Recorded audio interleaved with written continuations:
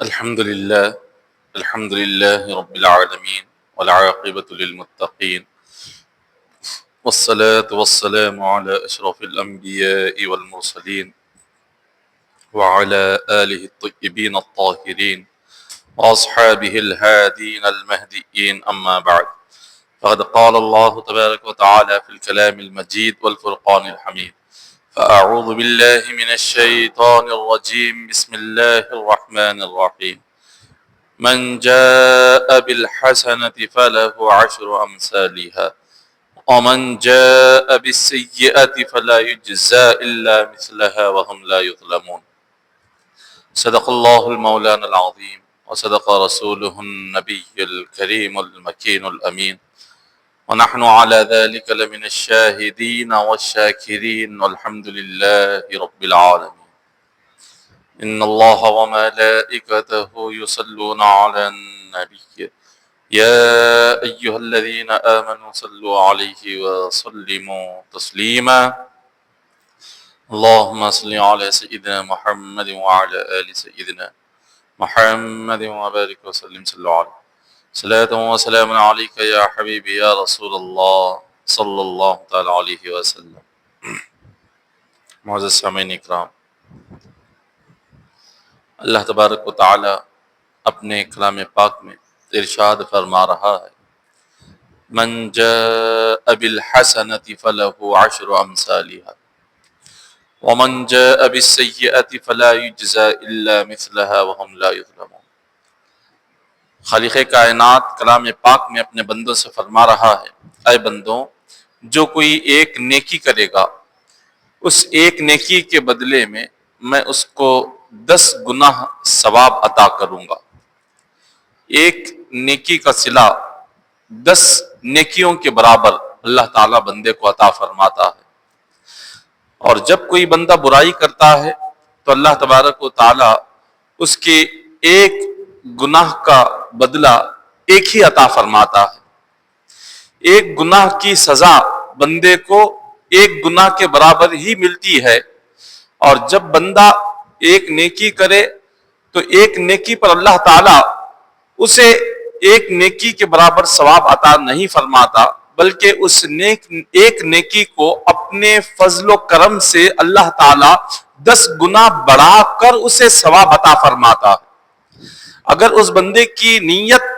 صرف اللہ کو راضی کرنے کی ہو تو اللہ تعالیٰ اس ایک نیکی کو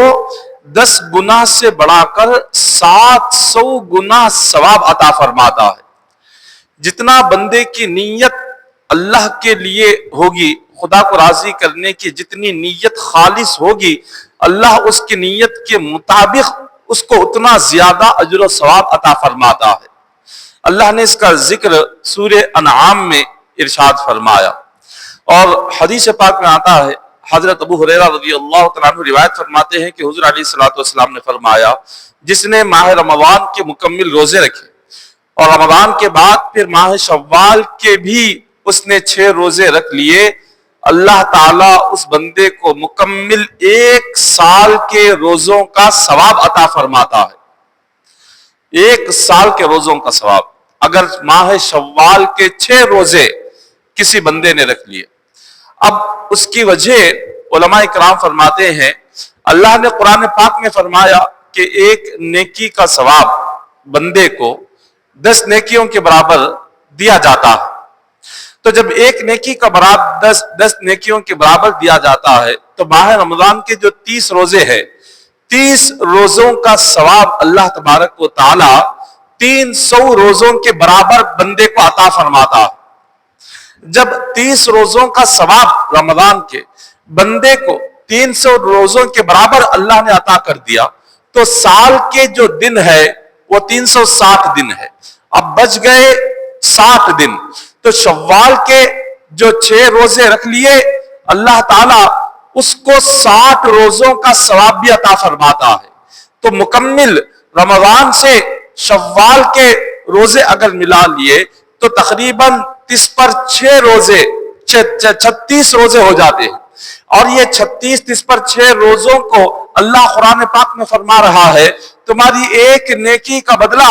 میں 10 گناہ بڑھا کر عطا کرتا ہوں، 10 نیکیوں کے برابر عطا کرتا ہوں، تو اس پر 6 روزوں کا جو بدلہ اللہ عطا کرتا ہے وہ تقریباً 360 روزوں کے برابر اللہ اس کو ثواب عطا فرماتا ہے۔ تو اسی لیے آقا علیہ الصلوۃ والسلام نے حدیث پاک میں ارشاد فرمایا کہ من صام رمضان ثم اتبعه ستا من شوال کان کصیام الدہر کلی، جو ماہ رمضان کے مکمل 30 روزے رکھنے کے بعد شوال کے اگر 6 روزے جو بندہ رکھ لیتا ہے، اللہ تبارک و تعالی اس کو پورا ایک زمانہ روزہ رکھنے کا ثواب عطا فرماتا ہے۔ ایک زمانہ، جو کہ زمانہ کتنا ہوتا ہے؟ ایک زمانہ کے برابر روزہ رکھنے کا اس بندے کو ثواب دیا جاتا ہے۔ شوال کے روزے ہے تو نفل ہے، مگر ان نفل روزوں کی بھی بڑی عظمت ہے، ان نفل روزوں کا بھی بڑا مقام ہے۔ حضور علیہ الصلوۃ والسلام نے ارشاد فرمایا ان اللہ خلق السماوات والارض فی 6 ایام من شوال، اللہ نے شوال کے 6 دنوں میں زمین اور آسمان کو پیدا فرمایا۔ زمین اور آسمان جو پیدا کیے گئے، 7 زمین 7 آسمان اور اس میں جو بھی چیزیں ہیں، اللہ نے وہ سب کچھ جو پیدا کیا ہے وہ کتنے دنوں میں پیدا کیا؟ شوال کے 6 دنوں میں پیدا فرمایا۔ اب یہ جو مہینہ رمضان کے بعد کا جو شوال کا مہینہ ہے، اب اس کے 6 دنوں میں اللہ تبارک و تعالیٰ نے سارے زمین اور آسمان ساری چیزوں کو رب نے پیدا فرمایا، اور پھر اس کے بعد حضور علیہ الصلوۃ والسلام ارشاد فرماتے ہیں فمن صام تلک الستۃ كتب اللہ تعالی لہ بعدد کل خلق من خلقہ حسنۃ، کہ جب کوئی بندہ ماہ شوال کے 6 روزے رکھ لیے تو اللہ کی جتنی مخلوق زمین اور آسمان میں ہے، زمین اور آسمان میں اللہ کی کتنی مخلوق ہے یہ سوائے اللہ کے اور کوئی نہیں جانتا۔ آسمان میں کتنے فرشتے ہیں یہ اللہ ہی جانتا ہے، زمین پر کتنی قسم کی مخلوق ہے یہ صرف اللہ ہی جانتا ہے۔ جیسے انسان ایک مخلوق ہے، جانور ایک مخلوق ہے، جن ایک مخلوق ہے، پرندے ایک مخلوق ہے، زمین پر رہنے والے کیڑے مکوڑے ایک مخلوق ہے، اور پھر سمندر میں رہنے والی وہ ہزاروں قسم کی وہ مخلوقات ہے۔ تو حضور فرماتے ہیں جو شوال کے 6 روزے رکھ لیے تو زمین اور آسمان میں اللہ نے جتنے مخلوق پیدا کیے ہیں، ہر ایک مخلوق کے بدلے میں اللہ تعالیٰ اس کے نامہ اعمال میں ایک نیکی لکھ دیتا ہے۔ اب سوچئے کتنے مخلوقات، کتنے انسانوں کی تعداد کتنی، فرشتوں کی تعداد کتنی، اور دوسری مخلوقیں وہ کتنی ہیں، ان میں سے ہر ایک کے برابر اللہ تعالیٰ ایک ایک نیکی بندے کے نامہ اعمال میں لکھتا ہے، اور اس کے ایک ایک گناہ اللہ تعالیٰ مٹاتا ہے۔ ان مخلوقوں میں جتنی مخلوق ہے وہ ساری مخلوقوں کے برابر اللہ اس کے گناہ مٹاتا ہے، اور جتنی مخلوق ہے ان مخلوقوں کے برابر اللہ اس کے درجات کو بلند فرماتا ہے۔ یہ ماہ شوال کے 6 روزے رکھنے کا یہ اجر و ثواب ہے۔ اور حضور علیہ الصلوۃ والسلام نے فرمایا فمن صام هذه الستۃ حون اللہ علیہ سکرات الموت، انسان کے لیے جو سکرات کا وقت ہوتا ہے یہ بڑا سخت ترین وقت ہوتا ہے۔ سکرات کی جو تکلیف ہوتی ہے بڑی سخت ترین تکلیف ہوتی ہے۔ ہر بندہ مومن چاہتا ہے کہ اللہ تعالیٰ اسے سکرات کی تکلیف آسان فرما دے۔ حضور علیہ الصلوۃ والسلام نے ارشاد فرمایا کہ بندے مومن کے لیے جب اس پر سکرات طاری ہوتی ہے تو اس کے جسم کے 600 حصے ہیں، بندے کے جسم کے جو حصے ہیں 600 حصوں کو اگر جوڑا جائے تو ایک انسان بنتا ہے۔ جیسے اس کے آنکھ، ناک، کان اور یہ ہاتھ پیر اور اس کے اندر جو جوڑ ہے اور جو ہڈیاں ہیں، ان سب چیزوں کو اگر جوڑے تو یہ ایک ایک جوڑ، ایک ایک حصہ بندے کے سارے جسم کے 600 حصے، یہ 600 حصوں کو اگر ہم جمع کریں تو ایک انسان بنتا ہے۔ تو حضور علیہ الصلوۃ والسلام نے فرمایا جب بندے پر موت طاری ہوتی ہے تو جسم کے ایک ایک حصے پر سکرات کی تکلیف طاری ہوتی ہے، ایک ایک حصے پر۔ اس کے جتنے حصے ہیں اس کی انگلی کے ایک ایک حصہ، اس کی آنکھ، اس کے کان، اس کے بال، اس کے انگوٹھے، اس کی انگلیاں، اس کے ایک ایک حصے پر موت کی تکلیف طاری ہوتی ہے، سکرات کی تکلیف طاری ہوتی ہے۔ اور ایسے وقت میں حضور نے فرمایا حون اللہ علی سکرات الموت، کہ جو بندہ ماہ شوال کے 6 روزے رکھ لیتا ہے، اللہ تعالیٰ اس بندے پر سکرات کی تکلیف کو آسان فرما دیتا ہے۔ سکرات کی تکلیف آسان ہوتی ہے، اور کتنی آسانی سے اس کی موت ہوتی ہے۔ حضور نے فرمایا کشرب الماء البارد للعطشان، کہ جتنی آسانی سے ایک پیاسا انسان ٹھنڈا پانی اپنے حلق کے نیچے اتارتا ہے، ایک سخت پیاسا انسان اگر اس کو ٹھنڈا پانی دے دے، وہ کتنی آسانی سے ٹھنڈے پانی کو پی لیتا ہے، اتنی آسانی سے اس کی روح جسم سے باہر نکلتی ہے۔ یہ شوال کے 6 روزے رکھنے والے کو اللہ تعالیٰ اتنی آسانی عطا فرماتے ہیں۔ حضور علیہ الصلوۃ والسلام نے ایک اور مقام پر ارشاد فرمایا من صام رمضان ثم اتبعه ستا من شوال خرج من ذنوبه كيوم ولدته امه۔ حضور نے فرمایا کہ جس بندے مومن نے رمضان شریف کے روزے رکھے اور رمضان کے بعد ہی فوراً 6 روزے شوال کے رکھ لیے، وہ بندہ گناہوں سے ایسے پاک کو صاف ہو جاتا ہے جیسے وہ آج ہی اپنی ماں کے پیٹ سے پیدا ہوا ہے۔ ایسے وہ گناہوں سے پاک ہو جاتا ہے، ایسے گناہوں سے صاف ہو جاتا ہے۔ اللہ اکبر! آپ سوچیں یہ کتنا بڑا اللہ تبارک و تعالی مقام عطا کر رہا ہے، یہ کتنا بڑا درجہ ہے شوال کے روزہ رکھنے والے کو۔ اللہ اس کے گناہ کتنے صاف کر رہا ہے، کتنا اس کو گناہوں سے پاک کر رہا ہے۔ ایک روایت میں آتا ہے حضرت سفیان ثوری رحمت اللہ تعالی علیہ آپ روایت کرتے ہیں کہ وہ 3 سال مسلسل مکہ مکرمہ میں رہے، اور مکہ کے جو لوگ تھے ان میں سے ایک شخص آپ کو ہر دن دیکھتا تھا ظہر کے وقت، اور کعبۃ اللہ میں آ کر خانہ کعبہ کا وہ طواف کرتا اور نماز پڑھتا اور آپ کو سلام کرتا ہر دن۔ آپ جب وہ ہر دن آ کر خانہ کعبہ کا طواف کر کے آپ کو سلام کرتا تو ایک بڑا گہرا تعلق ہو چکا تھا حضرت سفیان ثوری کا اس نوجوان کے ساتھ۔ تو وہ نوجوان جب اس کی حالت تبدیل ہو گئی، وہ بیمار ہوا، اس نے حضرت سفیان ثوری کو بلایا اور کہا کہ مجھے ایسے لگ رہا ہے کہ اس بیماری میں مجھے موت آنے والی ہے، اگر اسی بیماری میں مجھ پر موت آ جائے تو میری خواہش یہ ہے کہ آپ اپنے ہاتھوں سے مجھے غسل دیں۔ آپ ایک بہت بڑے عالم دین ہیں اور بہت بڑے اللہ کے نیک بندے ہیں اور محبوب بندے ولی ہیں،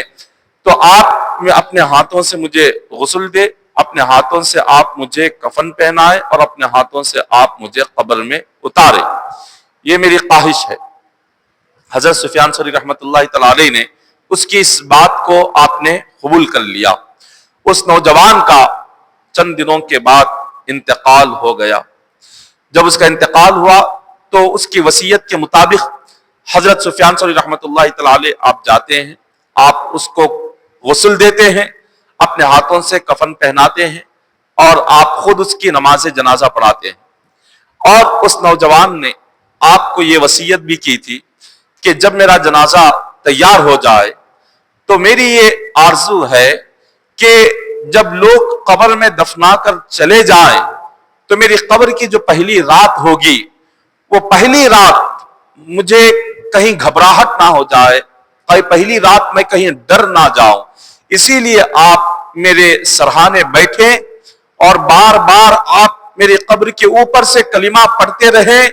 اور میں قبر کے اندر آپ کی آواز سن کر میں بھی کلمہ پڑھوں گا، منکر نکیر کے سوالوں کا جواب میرے لیے آسان ہو جائے گا۔ تو اس نوجوان کی اس وصیت پر حضرت سفیان ثوری رحمت اللہ تعالی علیہ آپ اس کے سرہانے بیٹھ جاتے ہیں، اور لوگ جب دفن کر کے چلے گئے آپ اس کے سرانے بیٹھ کر آپ کلمہ پڑھ رہے ہیں، اور اس لیے کلمہ پڑھ رہے ہیں تاکہ کلمے کی آواز وہ قبر کے اندر سن کر منکر نکیر کے سوالات آسانی سے ان کا جواب دے سکے۔ جیسے ہی آپ وہاں پر بیٹھے اور کلمہ طیبہ پڑھ رہے تھے کہ آپ پر نیند کا غلبہ ہوا. جب نیند کا غلبہ آپ پر ہوا، آپ نے آنکھ بند کی، غیب سے آواز آئی، اے سفیان ثوری، تمہیں یہاں بیٹھ کر کلمہ پڑھ کر اس بندے کو منکر نکیر کے سوالات کا جوابات دینے کی ضرورت نہیں ہے. اس بندے کو نہ آج تمہاری مدد کی ضرورت ہے، نہ آج تمہارے کلمہ پڑھانے کی ضرورت ہے، نہ منکر نکیر کے سوالات کے جوابات کی آسانی دلانے کی ضرورت ہے. حضرت سفیان ثوری نے پوچھا، کیوں؟ آج اس بندے نے مجھے وصیت کی تھی کہ میں اس کی قبر کے پاس بیٹھ کر کلمہ پڑھتا رہوں، کیا مجھے یہاں بیٹھنا نہیں چاہیے؟ بارگاہ خداوندی سے آواز آتی ہے، تمہیں یہاں بیٹھنے کی ضرورت نہیں، کیونکہ یہ بندہ کوئی عام بندہ نہیں تھا. یہ وہ بندہ تھا کہ جس نے رمضان کے بعد شوال کے 6 روزے رکھ لیے. مجھے اس کی ادا، اس کی یہ نیکی اتنی پسند آ گئی کہ ہم نے اس کی قبر کو جنت کا باغ بنا دیا ہے. ہم نے اس کے لیے منکر نکیر کے سوالات آسان فرما دیے، یہ قبر کے امتحان میں کامیاب ہو گیا اور اس کی قبر جنت کا باغ بن گئی. اب تمہیں یہاں بیٹھنے کی ضرورت نہیں اور کلمہ پڑھانے کی ضرورت نہیں. یہ بندہ تو آج قبر کے امتحان میں شوال کے 6 روزوں کے صدقے میں کامیاب ہو چکا ہے. تو آپ غور فرمائیں، یہ ماہ شوال کے 6 روزے بندے کو سکرات کی تکلیف آسان کر دیتے. ان 6 روزوں کے صدقے میں بندہ مومن کی جو موت ہے بڑی آسانی سے اس کی موت ہوتی ہے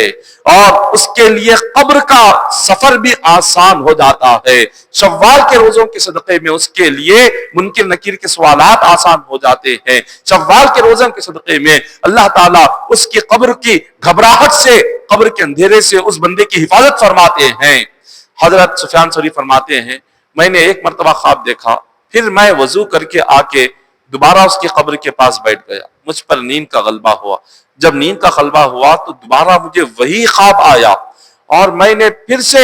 جب وہ خواب دیکھا، پھر وضو کر کے آ کے بیٹھا، پھر میں نے 3 مرتبہ وہی خواب دیکھا. تو مجھے یقین ہو گیا یہ اللہ کی جانب سے یہ اشارہ ہے کہ یہ بندہ شوال اور رمضان کے روزوں کے صدقے میں اللہ نے اس کی قبر کے ہر سوال کو آسان فرما دیا. اور آپ نے اس وقت میں اللہ سے دعا مانگی. سفیان ثوری فرماتے ہیں کہ مولا، جس طرح تو نے اس نوجوان کو شوال کے روزوں کی توفیق عطا فرمائی، ہمیں بھی شوال کے روزوں کی توفیق عطا فرما. آپ نے دعا مانگی. تو یہ شوال کا جو مہینہ ہے، یہ مہینہ بھی بڑا ہی عظمت والا مہینہ ہے. اس مہینے میں بھی ہمیں 6 روزے رکھنے کا اہتمام کرنا چاہیے. حدیث پاک میں آقا علیہ الصلوۃ والسلام نے ارشاد فرمایا، الصائم بعد رمضان کالقار بعد الفرار. حضور فرماتے ہیں رمضان کے بعد روزہ رکھنے والا شخص اس آدمی کی طرح ہے جو میدان جنگ سے بھاگنے کے بعد جو دوبارہ پلٹ کر حملہ کرتا ہے. اگر کوئی میدان جنگ سے بھاگ رہا ہو اپنی جان بچاتے ہیں اور پھر وہ واپس اس کے دل میں خیال آیا کہ میں یہ کیا کر رہا ہوں،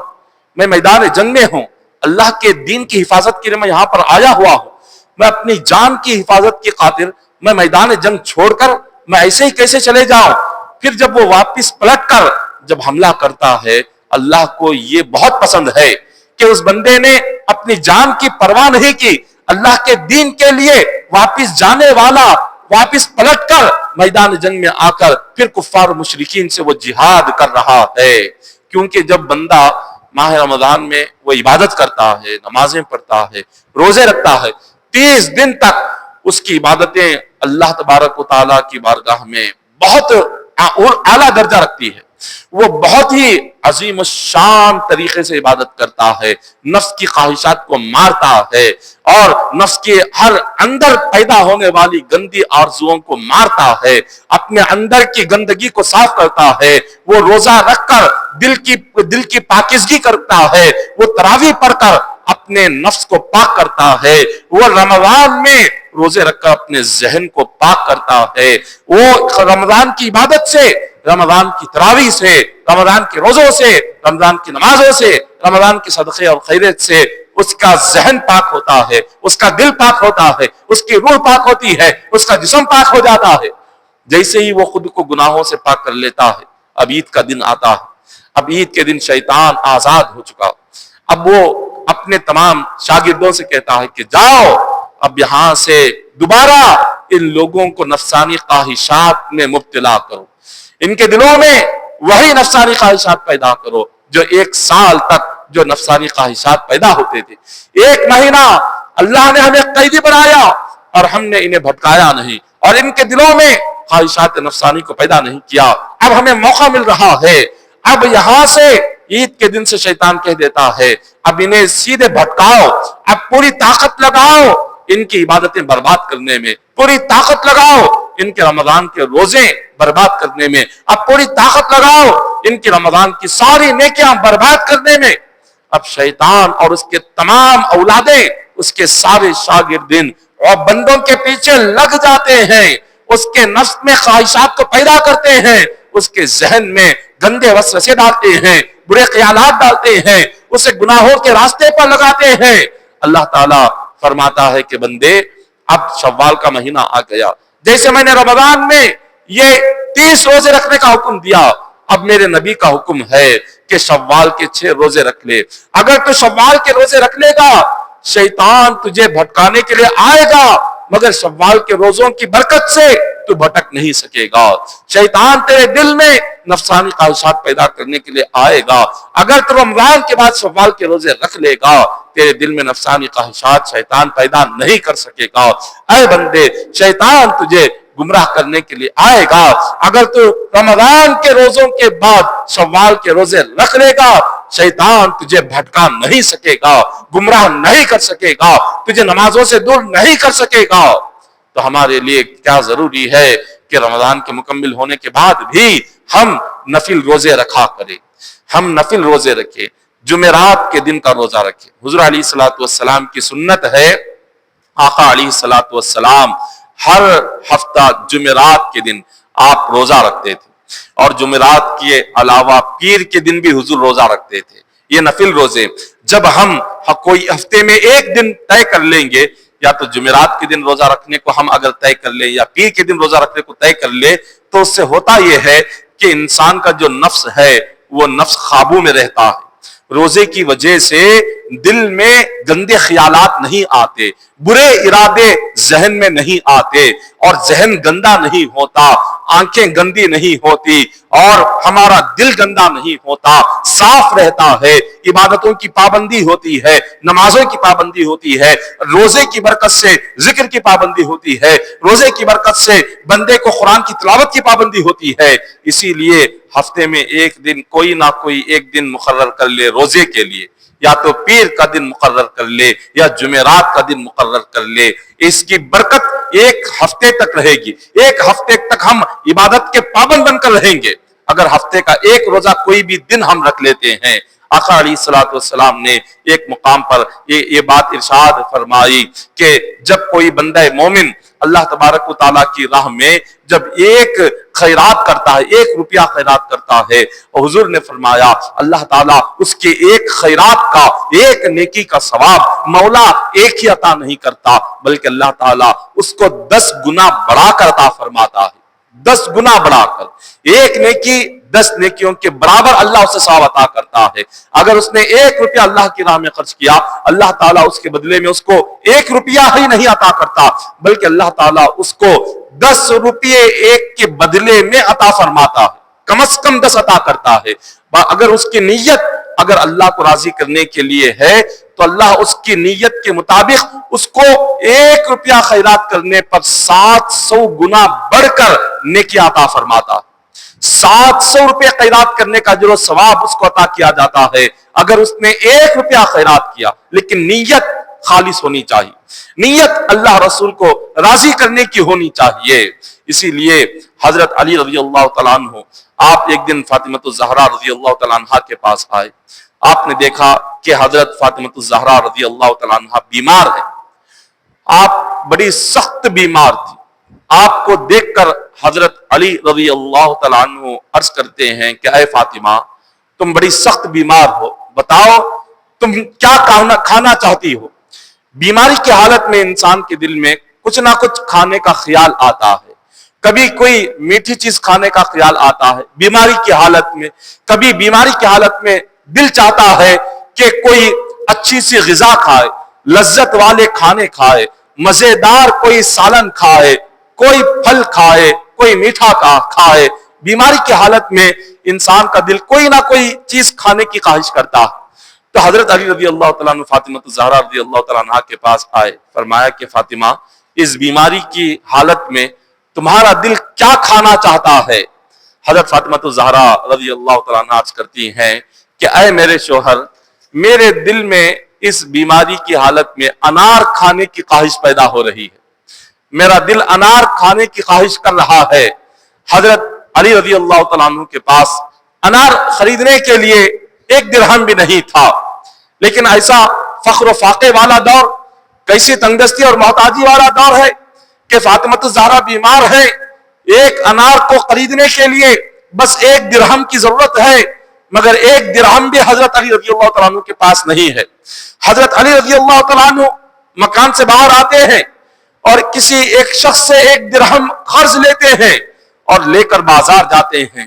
اور آپ ایک انار کی دکان پر گئے، آپ نے ایک انار بیچنے والے کو 1 درہم دے دیا، 1 انار آپ نے خرید لیا۔ لے کر جب آ رہے تھے، راستے میں آپ نے ایک بیمار بوڑھے کو دیکھا، اس سے پوچھا کہ اے بوڑھے، بتاؤ تمہاری یہ حالت کیسے ہوئی ہے، اتنا بیمار کیسے ہو گئے؟ اس نے کہا کہ اے علی، مسلسل 5 دنوں سے میں بیمار، مسلسل 5 دن میری اسی بیماری کی حالت میں گزر گئے، مگر کسی ایک شخص نے آ کر مجھ سے پوچھا نہیں کہ میری طبیعت کیسی ہے، میرا حال کیسا ہے، میں اسی بیماری کی حالت میں ہوں۔ حضرت علی رضی اللہ تعالیٰ عنہ نے پوچھا کہ اتنے بیمار ہو 5 دن سے، بتاؤ اس بیماری میں کیا تم کچھ کھانا چاہتے ہو؟ اگر کچھ کھانا چاہتے ہو تو کہو، میں تمہارے لیے کچھ کھانے کا انتظام کر دیتا ہوں۔ جبکہ حضرت علی رضی اللہ تعالیٰ عنہ کے پاس کچھ نہیں ہے، لیکن دیکھیں حضرت علی رضی اللہ تعالیٰ عنہ کے اخلاق کیا ہیں۔ آپ کے پاس جیب خالی ہے، مگر ایک بندہ بیمار بوڑھا آپ کو راستے میں نظر آ گیا، آپ سے رہا نہیں گیا، آپ بے چین ہو گئے، بے قرار ہو گئے، اب اس سے پوچھ رہے ہیں بتا میں تیری کیسے مدد کر سکوں، تو کیا کھانا چاہتا ہے، تو کیا پینا چاہتا ہے؟ اس نے کہا کہ علی، بس میرے دل میں ایک چیز کے کھانے کی خواہش پیدا ہو رہی ہے۔ حضرت علی نے پوچھا کہ بتاؤ تم کیا کھانے کی تمہارے دل میں خواہش پیدا ہو رہی ہے؟ اس نے کہا میرے دل میں انار کھانے کی خواہش پیدا ہو رہی ہے۔ اے علی، جاؤ میرے لیے 1 انار لے کر آؤ۔ حضرت علی رضی اللہ تعالیٰ عنہ تھوڑی دیر کے لیے آپ سوچنے لگے کہ آپ کے پاس تو ہے ہی 1 انار، دوسرا انار خریدنے کے لیے کوئی رقم آپ کے پاس نہیں ہے، اور 1 انار جو آپ نے خاتون جنت کے لیے خریدا، فاطمہ الزہرا رضی اللہ تعالیٰ عنہ کے لیے خریدا، وہ بیمار ہے اور ان کے دل میں انار کھانے کی خواہش بھی ہے۔ آپ فرماتے ہیں کہ یہ بوڑھا شخص بیمار یہ بھی مانگ رہا ہے، اگر 1 انار اس کو نہیں دیتے، حضرت فاطمہ الزہرا کو لے جا کر دے دیتے ہیں، تو اللہ کا فرمان ہے قرآن پاک میں وَأَمَّا السَّائِلَ فَلَا تَنْهَرْ، کہ جو کوئی مانگنے والا تمہارے دہلیز پر آئے اس کو جھڑکیاں مت دو۔ اور حضور نے فرمایا اگر کوئی ضرورت مند تم سے آ کر مانگے، وہ مانگنے والا اگر سواری پر سوار ہو کر بھی آئے تو بھی اس کو کچھ دے دیا کرو، خالی ہاتھ نہ لوٹایا کرو۔ یہ حضور کا فرمان بھی ہے، اللہ کا بھی فرمان ہے۔ حضرت علی رضی اللہ تعالیٰ عنہ کشمکش میں پڑ گئے کہ کیا کرے۔ ایک طرف حضرت فاطمہ الزہرا رضی اللہ تعالیٰ عنہ کی خواہش ہے، اور دوسری طرف اس بیمار بوڑھے کی خواہش ہے،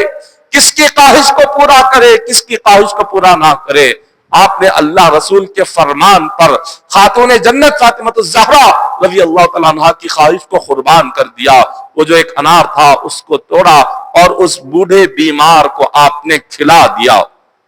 اس بیمار نے کھا لیا، دعا دی۔ حضرت علی رضی اللہ تعالیٰ عنہ بہت ہی غمگین اپنے مکان میں آئے۔ حضرت فاطمہ الزہرا رضی اللہ تعالیٰ عنہ نے جب دیکھا تو آپ خوشی سے اٹھ کھڑی ہو گئی حضرت علی کو دیکھ کر۔ حضرت علی رضی اللہ تعالیٰ عنہ افسوس کر رہے ہیں اور کہہ رہے ہیں کہ فاطمہ میں نے تمہارے لیے ایک انار خریدا تھا، راستے میں ایک بوڑھا جو کہ 5 دنوں سے بیمار بھوکا تھا، وہ انار میں نے توڑ کر اس کو کھلا دیا۔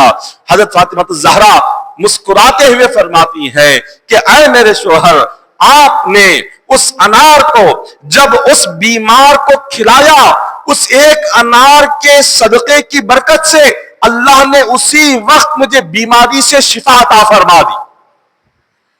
اللہ نے بیماری سے شفا عطا فرما دی۔ ایک انار حضرت علی رضی اللہ تعالیٰ عنہ خیرات کر رہے ہیں، یا فاطمہ الزہرا گھر میں بیمار ہے، اللہ تعالیٰ اس ایک انار کے صدقے سے یہاں فاطمہ الزہرا کو بیماری سے شفا عطا فرما رہا ہے۔ اور حضرت فاطمہ فرماتی ہیں جیسے جیسے اے میرے شوہر آپ اس بیمار کو انار کھلاتے جا رہے تھے، میرے دل میں جو انار کی خواہش تھی وہ انار کی خواہش آہستہ آہستہ ختم ہو گئی۔ ایسے لگا کہ جیسے وہ نہیں کھایا، جیسے آپ نے مجھے ہی کھلا دیا ہے۔ اللہ اکبر! آپ غور فرمائے اللہ تبارک و تعالیٰ نے صدقے میں کتنی طاقت رکھی ہوئی ہے۔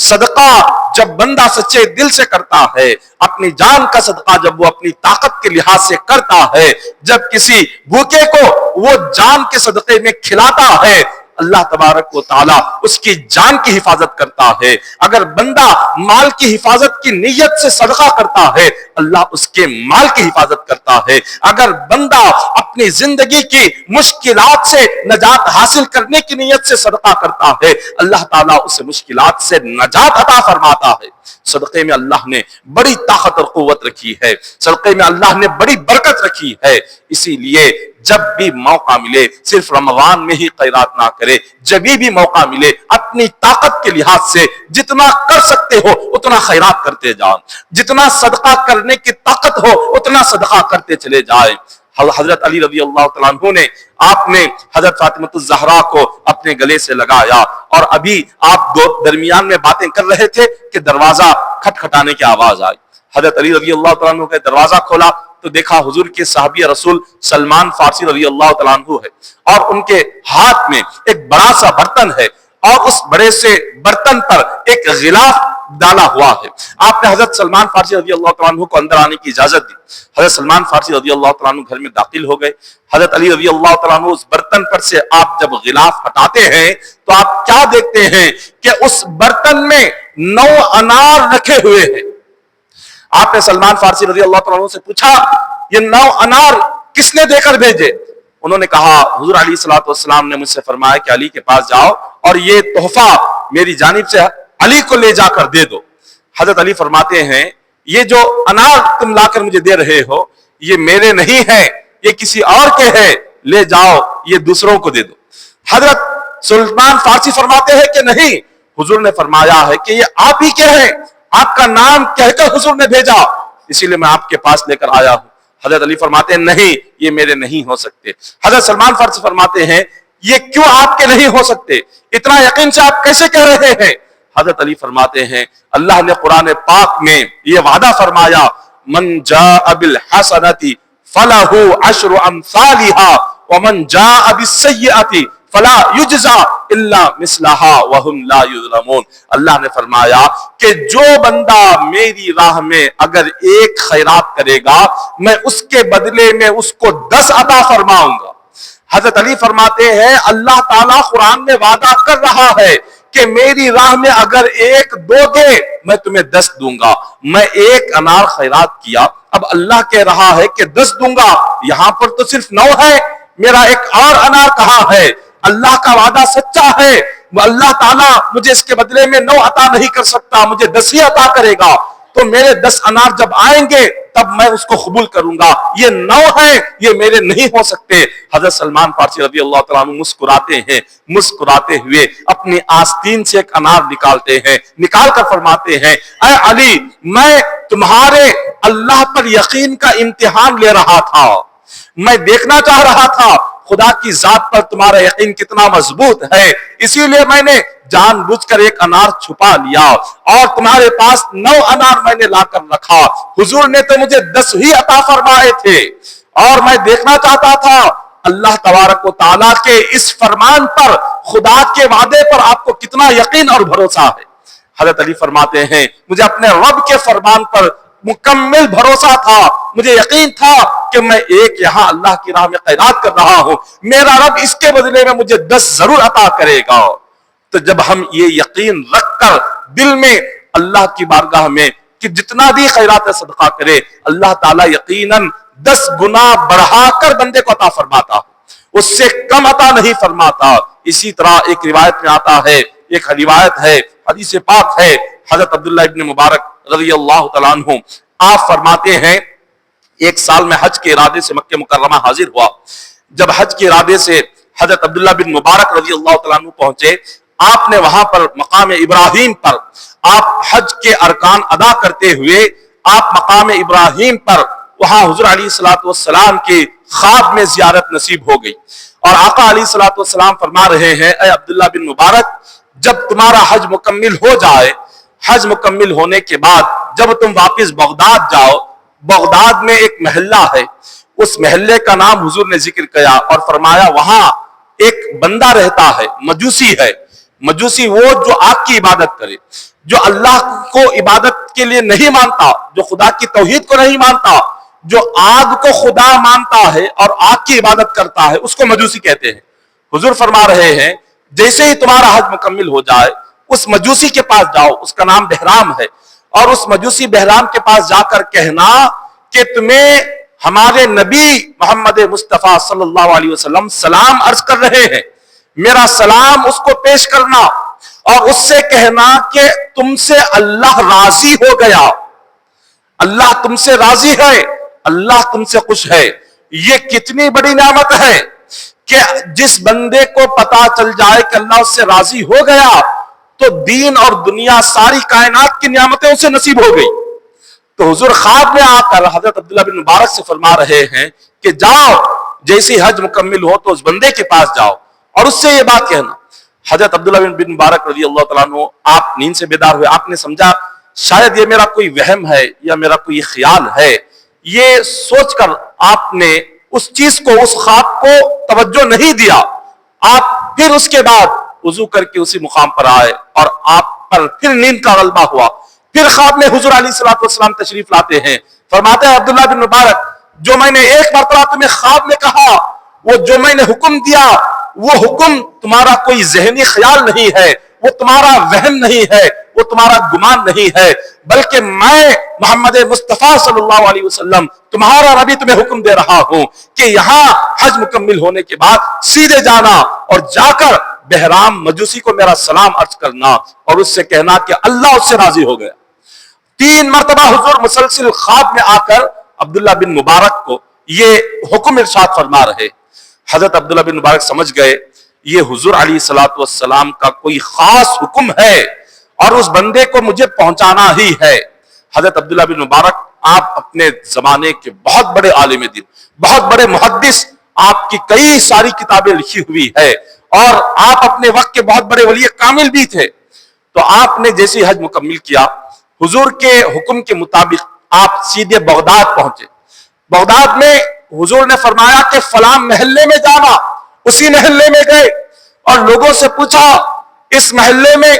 کیا کوئی بہرام نامی مجوسی رہتا ہے؟ لوگوں نے اس کی نشاندہی کی، لوگوں نے فرمایا کہ اسی محلے میں فلاں مکان میں وہ بوڑھا رہتا ہے، آپ اس مکان میں چلے جاؤ، آپ کی ملاقات ہو جائے۔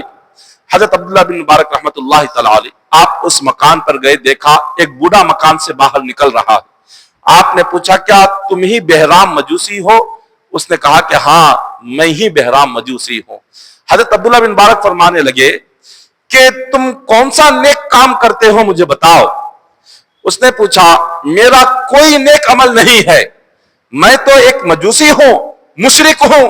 آگ کو خدا مانتا ہوں، آگ کے آگے سجدہ کرتا ہوں، آگ کو اپنا رب مانتا ہوں، نہ میں تمہارے خدا کو مانتا ہوں، نہ تمہارے نبی کو مانتا ہوں، نہ تمہاری قرآن کو مانتا ہوں، میں تو ایک مشرک ہوں، میرا کیا کوئی نیک عمل ہوگا،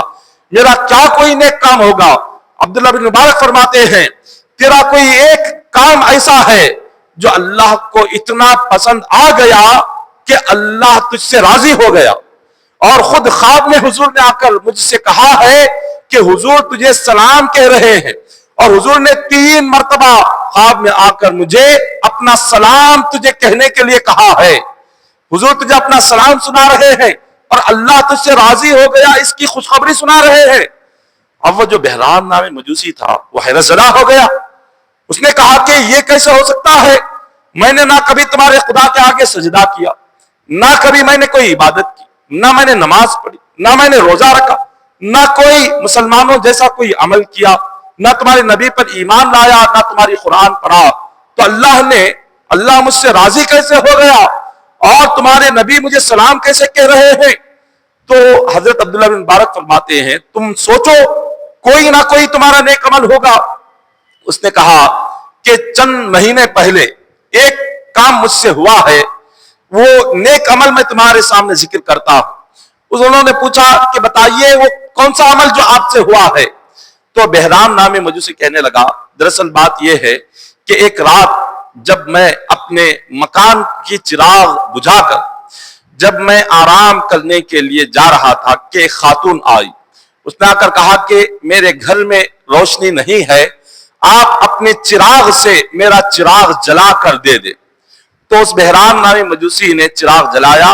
اور اس خاتون کو اپنے چراغ سے اس کا چراغ جلا کر دے دیا۔ وہ خاتون اپنا چراغ لے کر گھر گئی، تھوڑی دیر گزرا پھر وہ آئی، اس نے کہا کہ میرے چراغ بجھ چکا ہے، دوبارہ اپنے چراغ سے میرا چراغ جلائے۔ تو اس مجوسی نے پھر دوبارہ سے آگ لگائی اور پھر سے اس نے چراغ جلایا اور اس خاتون کے ہاتھ میں دے دیا۔ وہ خاتون وہ چراغ لے کر اپنے مکان کی طرف گئی، تھوڑی دیر گزرا ہی تھا اس نے دوبارہ اپنا چراغ وہی چراغ لے کر آئی اور کہنے لگی کہ یہ دوبارہ سے بجھ گیا ہے، مجھے تیسری مرتبہ اپنے چراغ سے چراغ لگا کر دو۔ اس نے تیسری مرتبہ اپنا گھر کا چراغ جلایا اور اس چراغ میں اس خاتون کا چراغ جلا کر اس کے ہاتھ میں دے دیا۔ اب وہ خاتون واپس جاتی ہے، واپس پلٹ کر اپنے گھر چلی گئی۔ اب یہ بہرام نامی مجوسی سوچنے لگا کہ یہ خاتون بار بار اپنا چراغ میرے پاس لے کر آ رہی ہے، شاید یہ کوئی جاسوس ہوگی جو میری جاسوسی کرنے کے لیے آئی ہوئی ہے، چلو جا کر دیکھیں تو صحیح کیا معاملہ ہے۔ اب بہرام نامی مجوسی اب اس خاتون کے پیچھے پیچھے چلنے لگا، وہ خاتون جیسے جیسے آگے جا رہی ہے یہ اس خاتون کے پیچھے پیچھے چلتا ہوا جا رہا ہے۔ وہ خاتون گھر میں داخل ہوئی، اس خاتون کی 4 بیٹیاں بھوکی گھر میں بیٹھی ہوئی تھی، اپنی ماں سے کہہ رہی تھی کہ اے ہماری ماں، ہم انتظار کر رہے ہیں، تم بار بار گھر سے جا رہی ہو اور یہ کہہ کر جاتی ہو کہ میں تمہارے کھانے کا انتظام کروں گی، اور پھر خالی ہاتھ واپس لے کر آتی ہو، تمہارے ہاتھ میں کچھ نہیں ہوتا، ہم کئی دنوں سے بھوکے رہ گئے ہیں، کئی دنوں سے ہمارے پیٹ میں ایک غذا کا لقمہ نہیں پہنچا ہے، تم کیوں بار بار خالی ہاتھ لوٹ کر آ رہی ہو؟ ہمارا جو پڑوسی ہے وہ مالدار ہے، اس سے جا کر ہمارے لیے کچھ کھانے پینے کی چیزیں مانگ کر لاؤ۔ وہ خاتون کہتی ہے کہ مجھے شرم آتی ہے کہ میں خدا کے سوا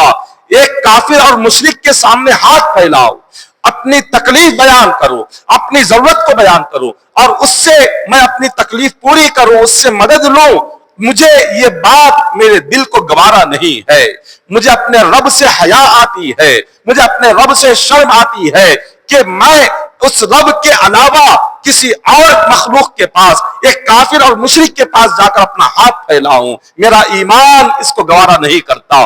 جب بیٹیوں نے یہ سنا، کتنا مضبوط ایمان تھا اس خاتون کا کہ حالانکہ وہ خود بھوکی ہے، بیٹیاں بھوکی ہیں، پیاسی ہے، ضرورت مند ہے، اس کے باوجود بھی اس کا دل گوارا کر نہیں رہا ہے کہ وہ کسی کافر اور مشرک کے آگے جا کر ہاتھ پھیلائے، اپنی ضرورت کو بیان کرے، اپنی تکلیف کو بیان کرے۔ وہ واپس آ رہی ہے، اب یہ بہرام نامی مجوسی یہ گھر کے دروازے پر کھڑے ہو کر یہ ساری باتیں وہ سن رہا تھا۔ جب اس نے دیکھ لیا کہ اس خاتون کی غیرت کتنی مضبوط ہے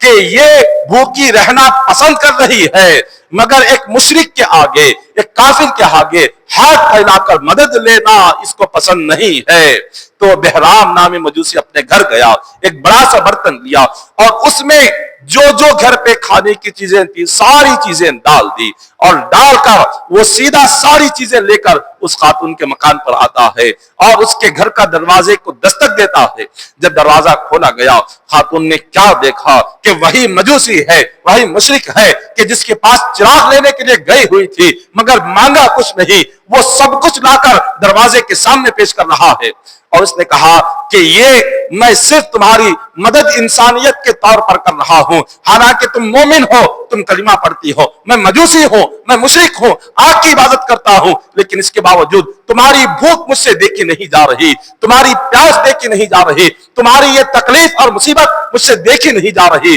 اسی لیے میں جو کچھ گھر پر تھا وہ سب کچھ تمہارے سامنے لا کر میں نے پیش کر دیا، اس خدمت کو قبول کر لو۔ اس خاتون نے اس کی خدمت کو قبول کر لیا اور اس نے اس کے حق میں دعا فرمائی اور فرمایا کہ مولا اس نے اپنا رزق ہمیں لا کر کھلایا ہے، اس نے اپنی دولت ہمیں عطا فرمائی ہے، اس کو ایمان کی دولت عطا فرماؤ۔ اس نے اپنی دولت ہم پر خرچ کی، مولا اس پر تو اپنے ایمان کی دولت خرچ فرماؤ۔ خاتون نے دعا فرمائی، اللہ تبارک و تعالیٰ نے اس دعا کو قبول فرما دیا اور یہ ادا اتنی پسند آئی۔ حضرت عبداللہ بن مبارک رحمت اللہ تعالیٰ علیہ فرماتے ہیں، اے مجوسی یہ تیرا جو نیک عمل ہے، ایک بھوکی خاتون کو کھلانا اور اس کے بچوں کو کھلانا، اللہ کو اتنا پسند آ گیا کہ اللہ تجھ سے راضی ہو گیا اور مصطفیٰ تجھے سلام پہنچا رہے ہیں، حضور تجھے سلام کہہ رہے ہیں اور اللہ تجھ سے راضی ہے۔ بس اتنا سننا تھا، اس کی زبان سے اچانک سے کلمہ نکلا، اس نے کلمہ پڑھا اور بے ہوش ہو کر زمین پر گرا اور اسی وقت میں اس کا انتقال ہو گیا۔ آپ غور فرمائیں، یہ اللہ تبارک و تعالی ایک کافر، ایک مشرک اگر رب کی راہ میں وہ کچھ خیرات کرے اور مشرک ہو کر وہ اگر کسی بھوکے کو کھانا کھلائے، اللہ اسے ایمان عطا کر رہا ہے۔ اگر کوئی مومن کسی بھوکے کو کھلائے تو غور کرے اللہ اسے کیا انعام عطا فرمائے گا، خدا کی کیا رحمتیں برکتیں اس بندے کو نصیب ہوگی۔ اسی طرح اللہ تبارک و تعالیٰ نے کلام پاک میں ایک مقام پر نہیں کئی مقامات پر رب نے فرمایا کہ من جاء بالحسنۃ فلہ عشر امثالھا ومن جاء بالسیئۃ فلا یجزی الا مثلھا وہم لا یظلمون۔ اللہ تبارک و تعالیٰ فرماتا ہے، اے میرے بندوں جو کچھ تم میری راہ میں لا کر پیش کرتے ہو، مجھے راضی کرنے کے لیے جو بھی تم دیتے ہو، یہ نہ سمجھنا کہ وہ یہاں دے کر ختم ہو گیا۔ رب فرماتا ہے وہ دنیا میں بھی اس کا بدلہ تمہیں عطا کروں گا، قبر میں عطا کروں گا اور قیامت کے دن بھی اس کا بدلہ عطا کروں گا۔ جو کچھ تم رب کی راہ میں دے رہے ہو یہ کچھ بیکار جانے والا نہیں ہے۔ ایک روایت میں آتا ہے کہ حضرت ابو ہریرہ رضی اللہ تعالیٰ عنہ حدیث پاک روایت فرماتے ہیں، ابو بکر صدیق رضی اللہ تعالیٰ عنہ کے زمانے میں ایک شخص جو کہ منافق تھا، اس منافق کا انتقال ہو گیا۔ حضور علیہ الصلوۃ والسلام کے زمانے میں تین قسم کے لوگ تھے، ایک مومن، ایک کافر، ایک منافق۔ مومن وہ جو زبان اور دل سے کلمہ پڑھے، کافر وہ جو زبان اور دل دونوں سے بھی اسلام اور ایمان کا انکار کرے، جو زبان سے بھی کلمے کا انکار کرے، اللہ رسول کا انکار کرے اور دل سے بھی اللہ رسول کا انکار کرے، وہ کافر ہے۔ جو دل اور زبان دونوں سے اللہ رسول کو مانے وہ مومن ہے۔ اور منافق وہ ہوتا ہے جو زبان سے اللہ رسول کا اقرار کرتا ہے اور دل سے اللہ رسول کا انکار کرتا ہے، اور جس کے دل میں اسلام کے لیے، اللہ رسول کے لیے، دین کے لیے نفرت ہو اور زبان پر اللہ رسول کی محبت کا اظہار ہو، اس کو منافق کہتے ہیں۔ تو حضور علیہ الصلوۃ والسلام کے زمانے کے بعد صدیق اکبر کا جو زمانہ آیا، ابو بکر صدیق رضی اللہ تعالیٰ عنہ کے زمانے میں ایک منافق کا انتقال ہوا، تو جیسے انتقال ہوا اس کی نماز جنازہ پڑھنے لگے اور اس کے کفن کی حرکت، جیسے نماز جنازہ ابھی پڑھ رہے ہیں اس کا جو کفن تھا کفن ہلنے لگ گیا، کفن میں حرکت ہونے لگ گئی۔ یہ جو منافقت ہے، منافقت یہ بہت ہی سخت ترین عذاب اس منافقت کرنے والے کو ملتا ہے۔ اللہ نے قرآن پاک میں فرمایا ان المنافقین فی الدرک الاسفل من النار فلن تجد لهم نصیرا۔ رب نے فرمایا کہ کافر کو اتنا عذاب نہیں جتنا کہ منافق کو عذاب ہے، کافر سے زیادہ عذاب منافق کا، اور اس کا عذاب بھی کہاں پر ہے؟ ان المنافقین فی الدرک الاسفل من النار، جہنم کا جو سب سے نچلا حصہ ہے، جہاں پر آگ میں سب سے زیادہ دہکنے والی آگ ہوتی ہے، اللہ اس آگ میں منافق کو داخل کرتا ہے۔ اور ایسے منافق کہ جس کی زبان پر کچھ اور اور دل میں کچھ اور ہو، ایسے منافق کے لیے یہ سخت ترین عذاب ہے۔ صدیق اکبر رضی اللہ تعالیٰ عنہ کے زمانے میں جب اس کا انتقال ہوا، نماز جنازہ جب پڑھنے لگے، جب ابھی جنازے کی نماز شروع ہو رہی تھی، اس کا کفن حرکت کرنے لگا۔ آپ نے دیکھا، لوگوں سے کہا کہ دیکھو تو صحیح کفن کیوں حرکت کر رہا ہے، کفن کھولو۔ جب لوگوں نے کفن کھولا تو دیکھا ایک زہریلا اژدہا اس کے کفن کے اندر بیٹھا ہوا تھا۔ وہ ایک زہریلا اژدہا تھا جو کہ اس کا خون چوس رہا تھا، اس کے گوشت کو کھا رہا تھا۔ جب صدیق اکبر رضی اللہ تعالیٰ عنہ نے دیکھا، آپ نے لوگوں سے کہا کہ اس اژدہے کو یہاں سے ہٹاؤ، اس کو جیسے اس کو مار کر یہاں سے نکالو، ہم نماز جنازہ ادا کریں۔ جب لوگ اس اژدہے کو مارنے کے لیے گئے، اللہ نے اس کو بات کرنے کی طاقت عطا فرمائی، زبان عطا کی، اور وہ کہنے لگا اشہد ان لا الہ الا اللہ واشہد ان محمدا عبدہ ورسولہ۔ اس اژدہے نے کہا کہ اے صدیق اکبر، ابو بکر، مجھے مارنے کے لیے کیوں کہہ رہے ہو؟ میں بھی اللہ کے ایک ہونے کی گواہی دیتا ہوں، میں بھی مصطفیٰ کی رسالت کی گواہی دیتا ہوں، میں بھی اللہ رسول کو ماننے والا ہوں، مجھے کیوں مار رہے ہو؟ مجھے یہاں سے جانے کے لیے کیوں کہہ رہے ہو؟ صدیق اکبر نے کہا کہ جب تک تم یہاں رہو گے ہم نماز جنازہ کیسے پڑھیں گے؟ تم اس کے گوشت کو کھا رہے ہو، خون کو چوس رہے ہو۔ اس نے کہا کہ ابو بکر، میں اپنی خوشی سے نہ اس کا گوشت کھا رہا ہوں نہ اس کا خون چوس رہا ہوں، بلکہ اللہ کا حکم ہے، رب نے حکم دیا ہے کہ قبر میں رکھنے سے پہلے، نماز جنازہ سے پہلے اس کے اوپر عذاب شروع کر دیا جائے۔ رب کا حکم ہے کہ میں اس پر عذاب کے طور پر میں اس کا خون چوس رہا ہوں، اس کا گوشت کھا رہا ہوں۔ صدیق اکبر رضی اللہ تعالیٰ عنہ فرماتے ہیں بتا تو صحیح اس بندے کا گناہ کیا تھا، کس گناہ پر آج اسے یہ عذاب دیا جا رہا ہے، آج اسے یہ سزا دی جا رہی ہے۔ وہ کہتا ہے یہ جو منافق تھا اس کے زندگی میں 3 گناہ تھے، اس کے 3 گناہوں کی وجہ سے آج اللہ تبارک و تعالیٰ نے حکم دیا کہ میں اس کی کفن میں داخل ہو جاؤں اور اس کو ڈسنا شروع کر دوں۔ حضرت ابو بکر صدیق رضی اللہ تعالیٰ عنہ نے پوچھا اے اژدہے بتا اس کے وہ 3 گناہ کیا ہے؟ اس نے کہا سب سے پہلا گناہ تو اس کا یہ تھا کہ یہ اپنی زندگی میں جان بوجھ کر نماز کو چھوڑا کرتا تھا، جان بوجھ کر نماز کو چھوڑتا تھا، یہ اس کا پہلا گناہ ہے۔ ایسے بے نمازی جو جان بوجھ کر اللہ تبارک و تعالیٰ کی عبادت کے لیے حاضر نہ ہو، موت سے پہلے اللہ کفن کے وقت سے اس کا عذاب شروع کر دیتا ہے، ابھی نماز جنازہ بھی نہیں اس سے پہلے اس کا عذاب شروع ہو گیا۔ یہ پہلا گناہ۔ اور دوسرا گناہ فرماتے ہیں اس کا دوسرا گناہ یہ تھا کہ اللہ نے اس کو مال تو عطا کیا تھا، اس مال کی یہ زکوٰۃ ادا نہیں کرتا تھا، مال کی زکوٰۃ عطا نہیں کرتا، اللہ کی راہ میں رب کا دیا ہوا مال خرچ نہیں کرتا تھا، یہ دوسرا گناہ تھا۔ اور تیسرا اس کا گناہ یہ تھا کہ جب اللہ رسول کی بات کی جاتی، جب اللہ رسول کی بات ہوتی، جب علماء قرآن اور حدیث کی بات کرتے تو قرآن اور حدیث کی بات سننا اس کو پسند نہیں ہوتا تھا۔ آج آپ غور کریں یہ 3 گناہ ہم میں سے کتنے لوگوں میں ہے کہ آج ہمیں گانے سننا پسند ہے، آج ہمیں گھنٹوں فلمیں دیکھنا پسند ہے، آج ہمیں اپنے موبائل پر گھنٹوں ریل دیکھنا پسند ہے، ہمیں فیس بک دیکھنا پسند ہے، ہمیں یوٹیوب اور انسٹاگرام دیکھنا کئی گھنٹوں تک پسند ہے، مگر قرآن حدیث کی باتیں 10 منٹ ہمیں سننا پسند نہیں ہے، اللہ رسول کی باتیں 10 منٹ سننا ہمیں پسند نہیں ہے، اور اللہ کی راہ میں ہمیں مال خرچ کرنا پسند نہیں ہے، رب کی بارگاہ میں آ کر ہمیں سر جھکانا یہ ہمیں پسند نہیں ہے۔ جب ایسی زندگی گزرے گی تو موت جیسی ہی واقع ہوگی، کفن کے وقت سے اللہ عذاب شروع کر دے گا، کفن یہاں پہنایا جائے گا، غسل ہوگا، یہاں جنازہ اٹھانے سے پہلے عذاب بندے کا شروع ہو جائے گا۔ یہ 3 گناہ بڑے سخت ترین گناہ ہے، یہ کوئی عام گناہ نہیں ہے۔ یہ 3 گناہ آج کتنے مسلمانوں میں پائے جاتے ہیں، کتنے سارے ہیں جو آج ان گناہوں میں ملوث ہے۔ آقا علیہ الصلوۃ والسلام کے زمانے میں عرب کا ایک بادشاہ تھا جن کا نام دحیہ کلبی ہے، یہ بڑا حسین بڑا خوبصورت تھا، اللہ نے بے انتہا حسن عطا کیا، بے انتہا خوبصورتی عطا فرمائی تھی، اور دحیہ کلبی نام تھا، اور یہ اتنے خوبصورت تھے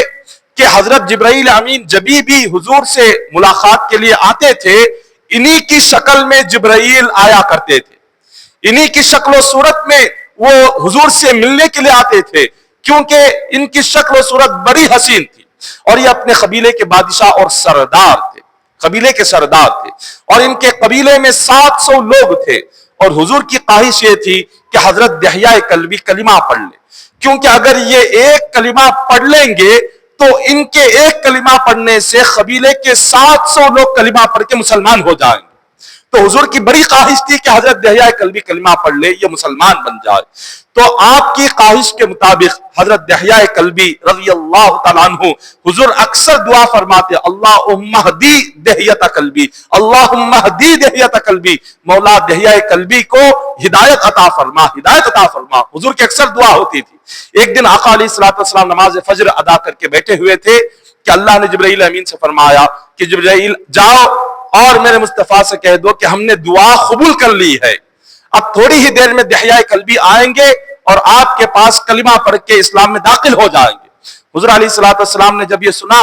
حضور بے انتہا خوش ہو گئے۔ اب آقا علیہ السلام کے اخلاق دیکھیے، تاجدار انبیاء ہے، مولا نے سارے نبیوں میں سب سے اعلیٰ مقام حضور کو عطا فرمایا۔ حضرت دحیہ کلبی حضور سے ملاقات کے لیے جب تشریف لاتے ہیں، آقا علیہ السلام انہیں دیکھ کر خوشی سے کھڑے ہو گئے، اپنی چادر کو نکالا اور ان کے لیے حضور نے اپنی چادر کو بچھا دیا۔ یہ کون ہے؟ یہ کیا کوئی نبی ہے؟ نہ رسول ہے، نہ فرشتے ہیں، یہ تو ابھی کافر تھے، مسلمان بھی نہیں ہوئے تھے، کلمہ بھی نہیں پڑھے تھے، کافر تھے اور اپنے قبیلے کے بادشاہ تھے۔ اخلاق مصطفیٰ دیکھیے، حضور کے اخلاق دیکھیے، کائنات میں اللہ نے حضور جیسا مقام کسی کو عطا نہیں کیا۔ وہ مقام و مرتبہ، وہ رتبہ اور درجہ رکھتے ہوئے جب دحیہ کلبی آتے ہیں، حضور ان کے استقبال کے لیے کھڑے ہو گئے اور اپنی چادر کو نکالا، ان کے لیے اپنے مبارک چادر کو بچھا دیا۔ حضرت دحیہ کلبی کے اخلاق دیکھیے، وہ حضور کی چادر کو اٹھاتے ہیں، اس کو طے کرتے ہیں، اپنی آنکھوں سے لگاتے ہیں، سر پر رکھتے ہیں اور روتے ہوئے عرض کرتے ہیں کہ آقا آپ کی چادر مبارک مجھ جیسے کافر کے لیے آپ بچھا رہے ہیں، یہ آپ کا کرم ہے، آپ معاف فرمائیں، اس چادر کو آپ قبول فرمائیں، میں اس پر بیٹھ نہیں سکتا۔ حضور کو عطا فرما دیا۔ حضور علیہ السلام نے چادر مبارک رکھ لی۔ حضرت دحیہ کلبی عرض کرتے ہیں کہ آقا اسلام میں داخل ہونے کے لیے مجھے کیا کرنا ہے؟ حضور علیہ السلام نے فرمایا قل لا الہ الا اللہ محمد رسول اللہ صلی اللہ علیہ وسلم، کچھ نہیں، بس جو کلمہ میں تمہیں پڑھا رہا ہوں اس کلمے کو پڑھ لو، تم اسلام میں داخل ہو جاؤ گے۔ انہوں نے حضور کے کہنے پر کلمہ پڑھ لیا۔ جیسے ہی کلمہ پڑھا، کلمہ پڑھتے ہی آنکھوں سے آنسو جاری ہو گئے۔ جیسے آنسو جاری ہوئے عرض کیا کہ حضور میرے آنکھوں سے جو آنسو آ رہے ہیں، یہ آنسو میرے اس گناہ کی وجہ سے جو میں نے کلمہ پڑھنے سے پہلے کیا ہے۔ کلمے میں اللہ نے ایسی تاثیر رکھی ہے، جب بندہ کلمہ پڑھتا ہے تو اس کو پچھلی زندگی کے گناہ یاد آ جاتے ہیں، اور اس گناہ کو یاد کر کے توبہ کرنے کا خیال دل میں آ جاتا ہے، اور اس گناہ کو یاد کر کے آنسو بہنے شروع ہو جاتے ہیں۔ کلمے میں وہ تاثیر ہے۔ جب وہ رونے لگے تو حضور نے عرض کیا یہ رونا اس خوشی کے موقع پر تمہیں اللہ نے ایمان کی دولت عطا فرمائی اور آپ رو رہے ہیں۔ دحیہ کلبی فرماتے ہیں کہ حضور میں نے کلمہ پڑھنے سے پہلے جو گناہ کیا اس گناہ کو یاد کر کے میں رو رہا ہوں، پتہ نہیں اللہ میرا وہ گناہ معاف کرے گا یا نہیں کرے گا۔ حضور نے پوچھا بتاؤ تمہارا گناہ کیا ہے؟ انہوں نے کہا کہ حضور میرا گناہ بہت بڑا ہے، میرا گناہ بہت بڑا ہے، میں اس کو ظاہر نہیں کر سکتا۔ حضور نے فرمایا کہ نہیں، یہاں صحابہ کی محفل ہے، تم بتاؤ تو صحیح تمہارا گناہ کیا تھا جس گناہ پر تم آنسو بہا رہے ہو، رو رہے ہو۔ حضرت دحیہ کلبی فرماتے ہیں کہ آقا میرے جو اکثر میرے لیے جب میں نکاح کرتا تو میں نے کئی نکاح بھی کیے، اور ان سے جو اولادیں ہوئی مجھے زیادہ تر لڑکیاں ہوتی تھی، بیٹیاں مجھے پیدا ہوتی تھی، اور عرب میں اس وقت میں کسی گھر میں بیٹی کا پیدا ہونا ایک بہت بڑا عیب سمجھا جاتا تھا، ایک ذلت سمجھی جاتی تھی، ایک رسوائی سمجھی جاتی تھی۔ وہ یہ سمجھتے کہ اگر لڑکی پیدا ہو گئی، ہم جس کے گھر اس کو نکاح کر کے دیں گے اور جو داماد ہوگا ہمیں اس کے لیے عاجزی کرنا ہوگا، اس کے لیے انکساری کرنا ہوگا، ہمیں اس کے آگے جھکنا ہوگا، اور ہم اس کے آگے جھک کر حقیر ہو جائیں گے، ہم ذلیل ہو جائیں گے۔ اور انہیں یہ بات ہرگز پسند نہیں تھی کہ وہ اپنے لڑکی کا نکاح کسی سے کرائیں اور پھر ان کے آگے جھکے، ان کے آگے عاجز ہوں اور ان کے آگے وہ انکساری سے زندگی گزارے، ایسا انہیں کبھی پسند نہیں تھا۔ تو یہ کہنے لگے کہ حضور میں اپنے قبیلے کا سردار تھا، جب مجھے بیٹیاں ہوتی تھی میرا دل ہرگز یہ گوارا نہیں کرتا کہ میں ان کا نکاح کسی سے کروں، اور پھر ان لڑکی والوں کے آگے میں سارے لوگوں کے آگے میں جھکوں، عاجز ہوں، اور ان کے آگے انکساری کروں، میں ذلیل ہوں، مجھے پسند نہیں تھا۔ اسی لیے میں جب بھی لڑکی پیدا ہوتی تھی میں اس کو زندہ قتل کر دیا کرتا تھا۔ اس طرح سے حضرت دہیہ کلبی فرماتے ہیں مجھے لڑکیاں ہوتی گئی۔ کتنی لڑکیاں؟ وہ فرماتے ہیں کہ 70 بیٹیاں ہوئی، میں نے 70 بیٹیوں کو زندہ دفن کر دیا، 70 بیٹیوں کو میں نے قتل کر دیا، یہ میرا گناہ ہے۔ اب میں سوچ رہا ہوں میں کلمات تو پڑھ لیا، لیکن جو میرا اتنا بڑا گناہ ہے اللہ کی بارگاہ میں کیا میری مغفرت ہوگی یا نہیں ہوگی، یا میری بخشش ہوگی یا نہیں ہوگی؟ اللہ اکبر۔ آقا علیہ الصلوۃ والسلام نے جب یہ سنا تو حضور بھی حیرت زدہ رہ گئے۔ حضور علیہ الصلوۃ والسلام بھی تعجب کرنے لگے کہ کیسا باپ ہے کہ جس نے اپنے ہاتھوں سے 70 بیٹیوں کو زندہ دفن کر دیا، 70 بیٹیوں کا قتل کر دیا۔ یہ وہ زمانہ تھا کہ جس وقت بیٹیوں کا پیدا ہونا بہت زیادہ عیب سمجھا جاتا تھا۔ 1400 سال گزر گئے اسلام کو آ کر، اسلامی تعلیمات آج اتنا عام ہو رہے ہیں، پھر بھی آج ہمیں گھروں میں لڑکی پیدا ہونے پر شرمندگیاں ہوتی ہے، افسوس ہوتا ہے، روتے ہیں۔ یہ کیسا زمانہ ہے، کیسا دور ہے؟ لڑکی کیا ہے؟ اللہ کی رحمت ہے۔ حدیث پاک بخاری مسلم کی حدیث پاک ہے، حضور علیہ الصلوۃ والسلام نے اشارہ کیا، 2 انگلیاں کر کے فرمایا جس کو اللہ نے 2 بیٹیاں عطا فرمائی اور اس نے اپنی 2 بیٹیوں کی اچھی تعلیم کی، تربیت دی، تعلیم دے کر، دینی تعلیم دے کر ان کا نکاح کرایا، وہ بیٹیوں کا باپ اور میں اس جنت میں ایک ساتھ رہیں گے۔ اور حضور نے 2 انگلیوں سے اشارہ کیا، 2 انگلیاں جتنا ایک دوسرے کے ساتھ مل کر رہتی ہیں، میں اور وہ بیٹیوں کا باپ ایک دوسرے کے ساتھ اتنا قریب جنت میں رہیں گے۔ اور آقا علیہ الصلوۃ والسلام حضور کے اولادیں، حضور کی مبارک زندگی دیکھے، آقا علیہ الصلوۃ والسلام کے 3 بیٹے تھے، 3 بیٹیاں تھیں۔ 3 بیٹے جو کہ حضرت ابراہیم